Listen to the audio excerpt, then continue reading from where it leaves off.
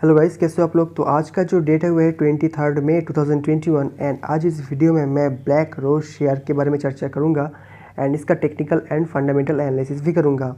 तो मुझे लग रहा है कि ब्लैक रोज में एक भयंकर तेज़ी आने वाला है बहुत ही जल्दी एंड इसका चार्ट पैटर्न की तरफ हम लोग पहले जाएंगे, लेकिन उसके पहले हम लोग इसका जो है कितना रिटर्न दिया है 5 सालों में वो देख लेते हैं। तो ये शेयर जो है 5 सालों में लगभग 800% रिटर्न दिया है। यहाँ पर देख सकते हो कि 794% रिटर्न दिया है 5 सालों में, मतलब 1 लाख को बना दिया 8-9 लाख रुपीस। ठीक है।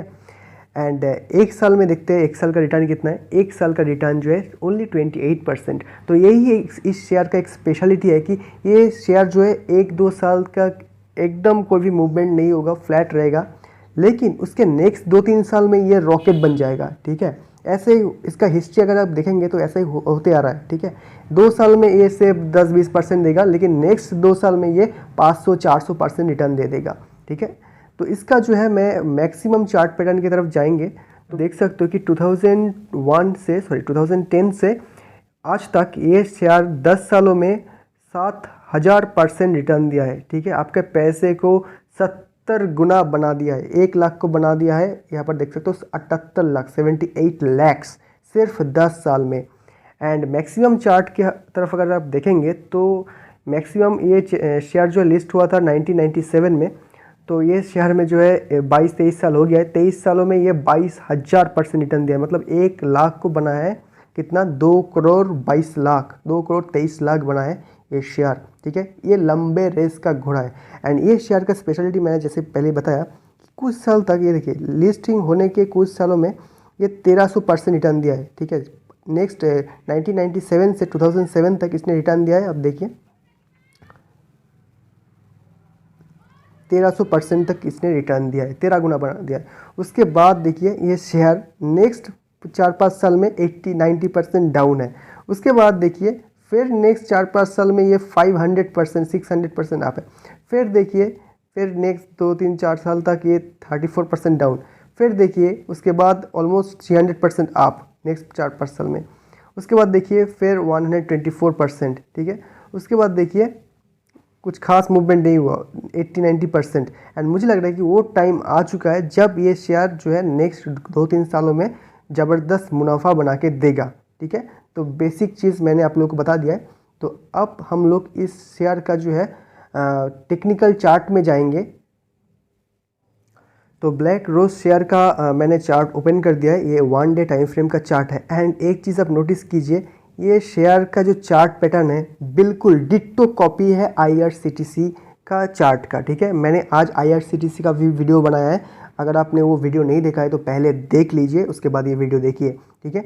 IRCTC में भी सेम चार्ट पैटर्न आपने नोटिस किया होगा, लेकिन प्रॉब्लम ये है कि IRCTC में ये ब्रेकआउट नहीं दिया है, लेकिन ये जो शेयर है इस लेवल से इसने ब्रेकआउट दे दिया है। उसके बाद ये रिट्रेस करने के लिए नीचे आया है।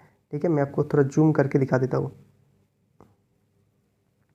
ये देखिए ये ब्रेकआउट इस लेवल से दिया था। ठीक है। 160 से, और मैंने जो है इसको ख़रीदा था 130 रुपीज़ में। तो इस लेवल से ब्रेकआउट देने के बाद फिर ये नीचे आया, फिर डब्ल्यू पैटर्न में जो है एक रेंज जैसा बना रहा है। तो अगर इस लेवल से ऊपर की तरफ जाता है तो डायरेक्ट ये 270 इसका टारगेट होगा 270। ठीक है। एंड ये अगर नीचे आता है तो आप इस यहाँ पर बाई कर लीजिए। एंड मैं जो है बाय द वे मैं ब्लैक रोज एंड IRCTC का चार्ट को साइड बाय साइड रख के आपको दिखा देता हूँ, लगा दिया है। एंड बाय द वे ये 1 डे टाइम फ्रेम का चार्ट है एंड आप क्लियर कट देख सकते हो कि कितना ज़्यादा सिमिलरिटी है ये दोनों चार्ट में।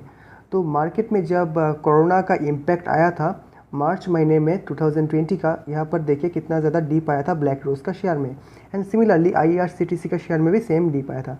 उसके बाद नेक्स्ट 6-7 महीने तक ये शेयर जो है ऐसे कंसोलिडेशन किया। IRCTC में भी आप देखिए सेम कंसोलिडेशन किया है ना, लेकिन ब्लैक रोज जो है यहाँ पर एक देखिए यहाँ पर एक रेजिस्टेंस जैसा बना दिया था ब्लैक रोज में एंड IRCTC में सेम।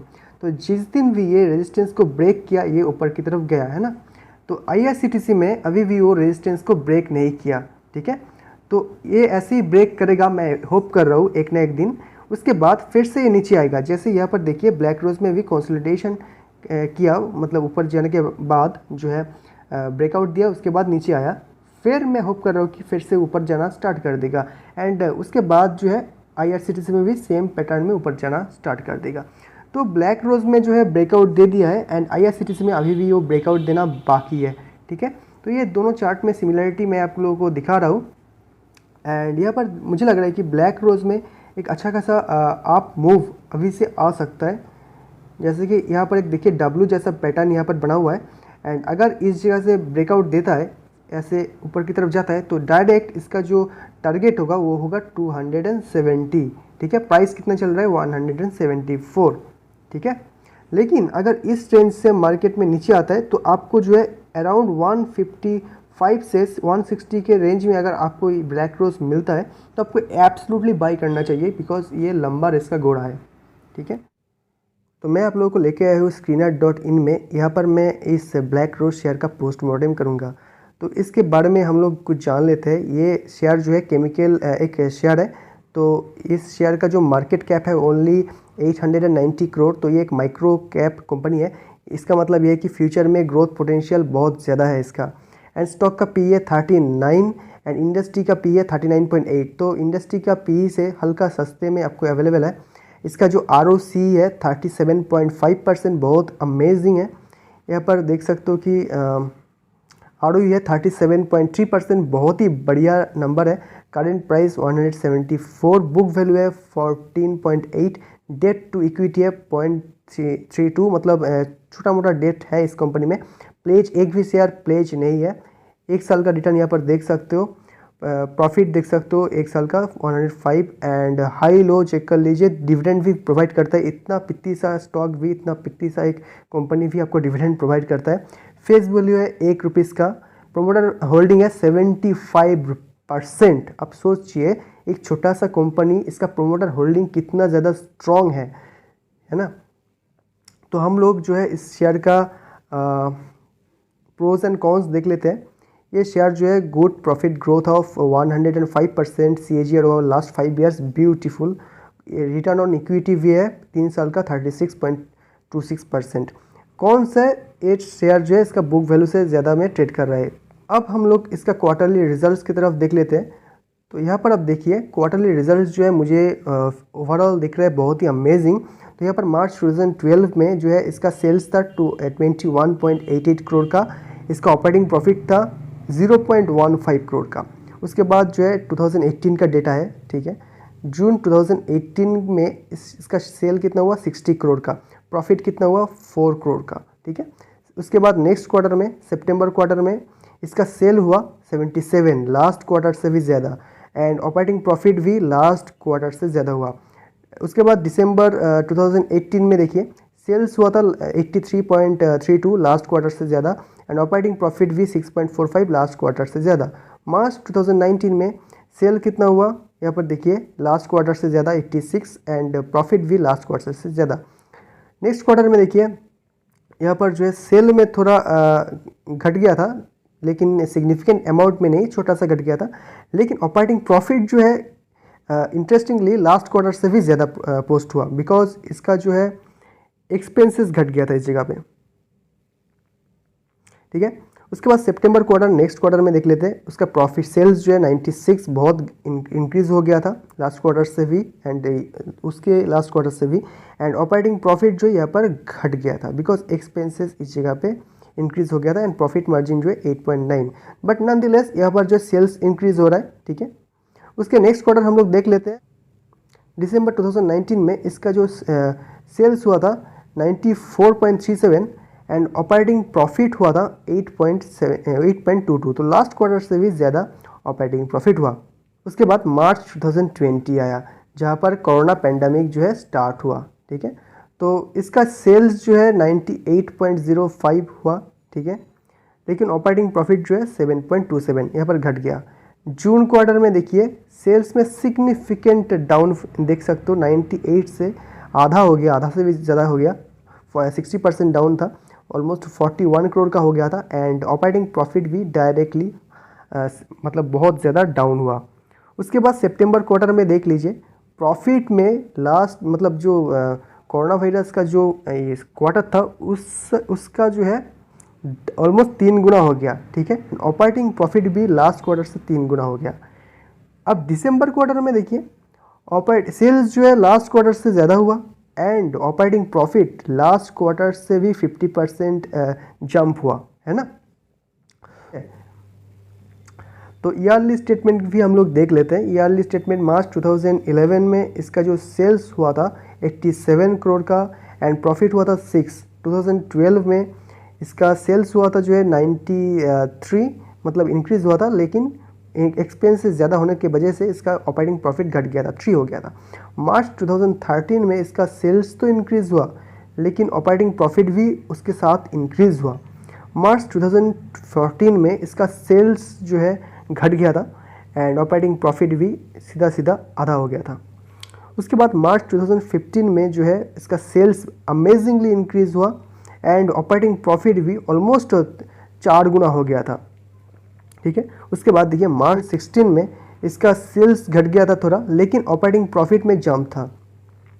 उसके बाद 2017 में देखिए सेल्स जो है अमेजिंगली इंक्रीज़ हुआ, ठीक है, एंड ऑपरेटिंग प्रॉफिट भी 50% इंक्रीज़ हुआ। मार्च 2018 में इसका सेल्स इंक्रीज़ हुआ, ठीक है, एंड ऑपरेटिंग प्रॉफिट भी ऑल्सो यह इंक्रीज़ होते हुए दिखाई दे रहा है। मार्च 2019 में इसका सेल्स जो है इंक्रीज़ हुआ छोटा अमाउंट में, लेकिन इसका ऑपरेटिंग प्रॉफिट भी इंक्रीज़ हुआ। मार्च 2020 में इसका सेल्स देखिए इंक्रीज़ हुआ एंड ऑपरेटिंग प्रॉफिट भी 33 है इंक्रीज़ हुआ। एंड ट्रेलिंग 12 मंथ्स इसका रिजल्ट अभी भी आउट नहीं हुआ है। अगर रिजल्ट अगर नेगेटिव नहीं आता है तो ये ईयर ऑन ईयर यहाँ पर भी आपको पॉजिटिव दिखाई देगा, बिकॉज ऑलरेडी ये जो 11 मंथ्स का डेटा है या फिर 10 मंथ का जो भी डेटा है वो लास्ट ईयर से ज़्यादा ही है। कोरोना आया था उसके बावजूद भी। तो ओवरऑल ये एक बहुत ही बढ़िया एक प्रॉफिट एंड लॉस स्टेटमेंट है, जो मुझे लगता है कि फ्यूचर में ये स्टॉक जो है और भी ग्रोथ करने वाला है। उसके बाद इसका CAGR भी हम लोग चेक कर लेते हैं, कंपाउंडेड प्रॉफिट ग्रोथ। 10 ईयर का CAGR है 35, ब्यूटीफुल। 5 ईयर का 55, अमेजिंग। 3 ईयर का 53, 1 ईयर का 30। ये बहुत ही एक इंटरेस्ट अमेजिंग एक नंबर है, ठीक है। यहाँ पर कंपाउंडेड प्रॉफिट ग्रोथ भी देख सकते हो, 5 साल का 105%, 3 साल का 63%, ठीक है। एंड ट्रेलिंग 12 मंथ्स में जो है उतना अच्छा प्रॉफिट नहीं हुआ, लेकिन होप कि ये क्वार्टर का रिजल्ट अच्छा है। उसके बाद हम लोग इसका डेट भी देख लेते हैं। तो इस शेयर में जो है बोरोइंग्स 25 है, लेकिन इसका रिजर्व जो है 70 करोड़ का है। तो 70 करोड़ का रिजर्व एंड 25 करोड़ का डेप्ट, यानी एक कभी भी ये कंपनी इसका डेट को चुका सकता है। तो ये कंपनी में डेट होने के बावजूद भी ये नेट डेट फ्री कंपनी है, ठीक है।